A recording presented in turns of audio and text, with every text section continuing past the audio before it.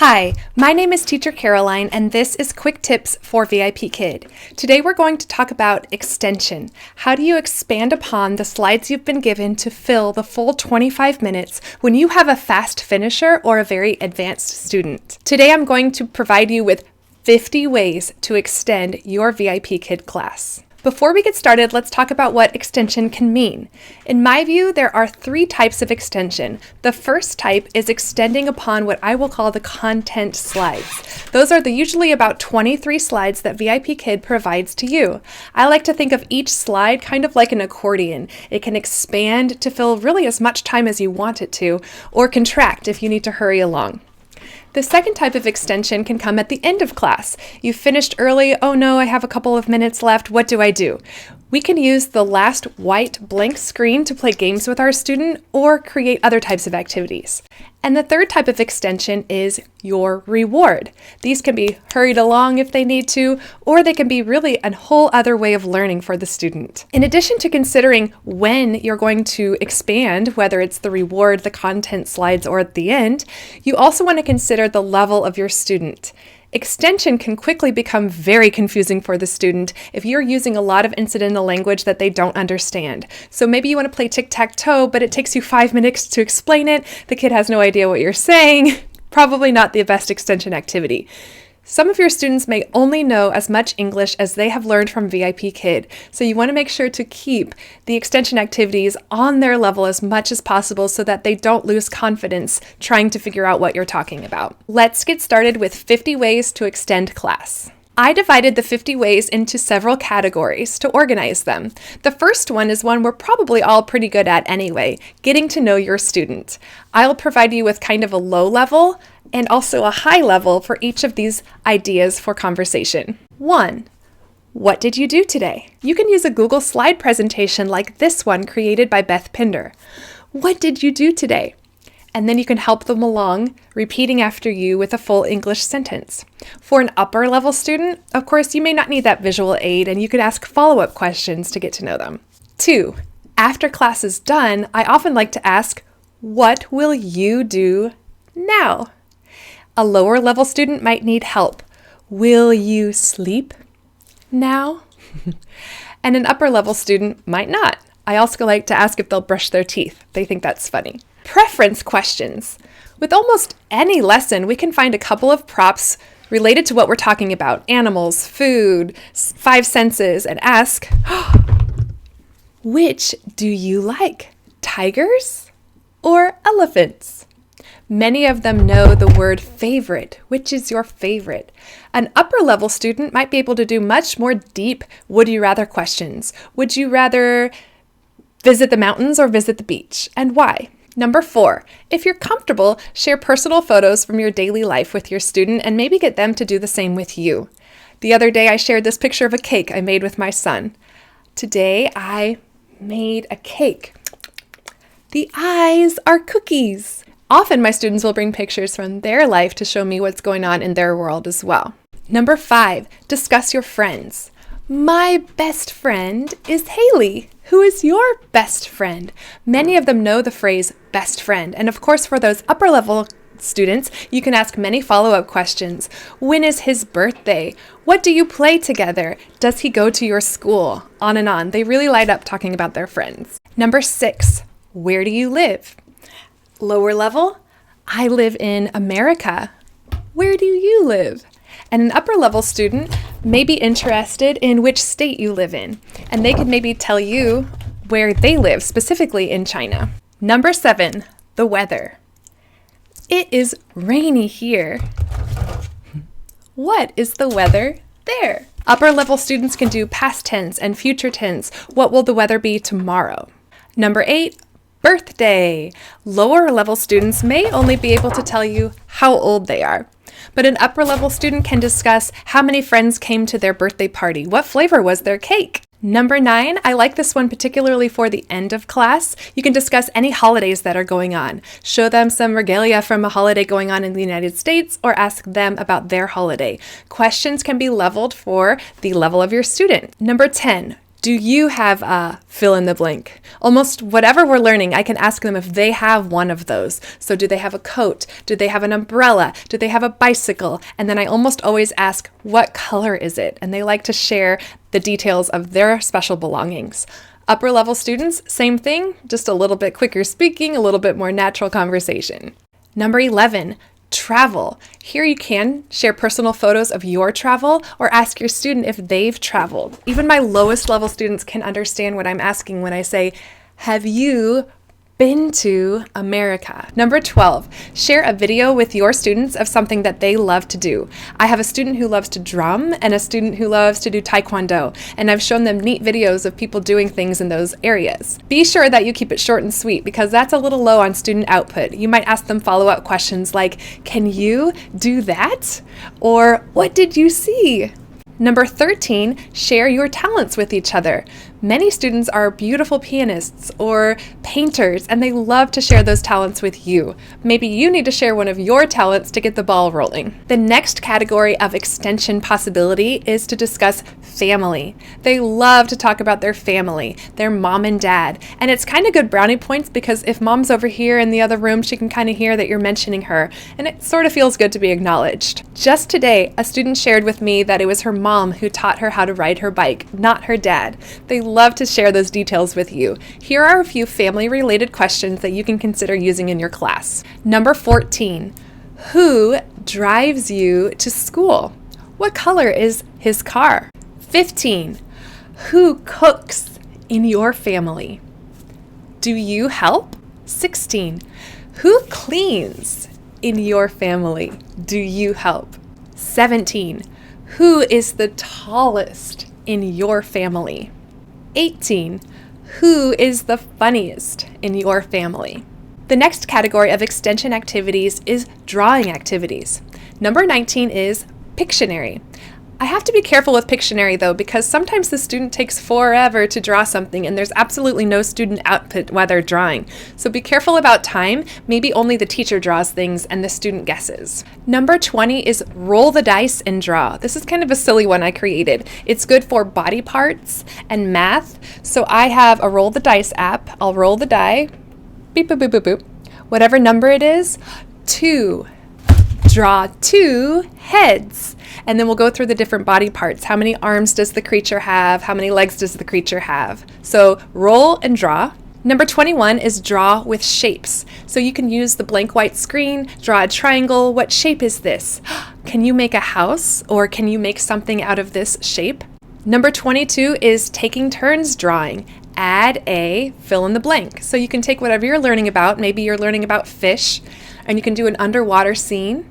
And you can tell the student, add a fish, and they do, and you can teach them to tell you, add a shark or add a plant, and you go back and forth. You can customize that to fit whatever your content is, and you can also scale it for older students. The next category for extension activities is games. Probably the student's favorite and secretly my favorite too. Number 23 is just to teach the student some of those game phrases and sentences that we all know, such as I won, or I have 5 points, or I choose blue. Using full sentences during reward games or after the lesson games will really help prepare them to play games in English in their future. Number 24 is a VIPKid favorite, Tic-Tac-Toe. I like to prepare it ahead of time with content vocabulary. Choose a word, make a sentence, and then they get the X or the O. I've had a lot of tic-tac-toe fails, times when it took me way too long to explain it, or the whole activity just took too long, or there wasn't a lot of student output during the activity. So it's one that I have to be careful about, but this is the way that I've found actually works for me. Number 25. What's in the box? This may be my all-time favorite because it's so scalable for different students. For your lower level students, you might need to give them clues for what's in the box. Higher level will be able to ask questions. And even highest level, you can make it a really interesting deductive thinking activity with something pretty difficult in there, and they can ask questions to figure it out, kind of like 20 Questions, the game. What's in the box? It's pink. It's an animal. They still don't get it. It says oink oink. It's a pig. You do have to be careful that it's not just teacher talking, that somehow you get the student to talk. Some of my students have been able to play the game back to me, and I ask them questions. Number 26, I Spy. You can use Manicam or print out an I Spy picture. I have this I Spy picture. You can show it for however many seconds and then take it away, and maybe they have to list 10 things that they saw, or you can say, I spy something green, and they guess what it is. Number 27, Simon Says, or some variation. Sometimes I like to just do, where are your fingers? How many fingers do you have? Can you do this? And it's just silly and gets their attention. Can you pat your head and rub your tummy and get them to repeat pat your head and rub your tummy? So we're getting that student output. Or of course, we all know how to play Simon Says, and then they can play it back to you. Number 28 is to use a reward system, but instead of using it throughout class, use it at the end as an extension activity. I like Google Slides Spot It for this. You also might have some physical rewards that you can always have nearby. These cards have action words on the back. This one's sit, this one's bounce. These can be used as a reward throughout class or as an activity at the end. Maybe you have money or emojis, anything that's a physical or digital reward that you can just kind of have nearby to use at the end as an extension activity instead. The next category of extension possibilities is word practice. This can be phonics practice or content vocabulary. Number 29, create a full sentence using your sight words. Number 30, maybe flip to that last blank page and have your students spell the sight words. Number 31, read the sight words as fast as you can. Maybe student versus teacher, who's faster? Number 32, play snowman, which is basically what we know as hangman, but not so morbid. Number 33, if your student has mastered the phonics section, create digraphs to challenge them. Instead of just bat, cat, sat, we can do brat or chat. Parents really like this one. The next section of extension possibilities is to extend with math. Number 34, create personalized math problems. How old are you? I am 36. What's 36 plus 8? Number 35, greater or less than. I learned this from my student B, who learned it from one of her other teachers, so props to that teacher out there. Usually I use playing cards. I happen to have these other number cards beside me. So you mix them up, show a number, 2. Will the next card be greater than or less than 2? And then I pull another card. It was greater than. The kids love this. They really love trying to be right. Number 36, compare the time. It never gets old to talk about what time it is in the United States versus what time it is in China. They really get a kick out of the fact that it's bright early in the morning for you. Number 37, what time do you do various activities? I go to sleep at 9:30. What time do you go to sleep? And you can compare your day with each other. The next category of extension activities is to explore your props. I think I first got this idea from Nancy Taylor, and it's really up there as one of my favorites. All it is you grab a prop and you explore it with language. A few of my favorite props to explore are feathers, because you have a lot of great tactile words that you can use for that. Balloon, because it's simple and they know all about balloons and you can talk about how it's light, its color, it pops, those kinds of things. I also have this door I got at the dollar store. I like the sound it makes. I like that it's relatable. I like that we can each find our door and talk about what color they are. But really, any prop that you can find around you that hopefully relates to the content of that day's lesson is great to grab and discuss in further detail. Number 39, find matching props. So similar to the last one, but this time they have to find the similar prop at their house. This is good for food, clothing, desk items, because usually they're at a desk. I have a pencil. Do you have a pencil? Again, the most we can relate it to the content of that day's lesson, the better. Number 40, a children's book. I personally think it's a bad idea to just sit and read a children's book. However, if you have a really bold, simple one that relates to your content, here's Quiet Loud by Leslie Patricelli.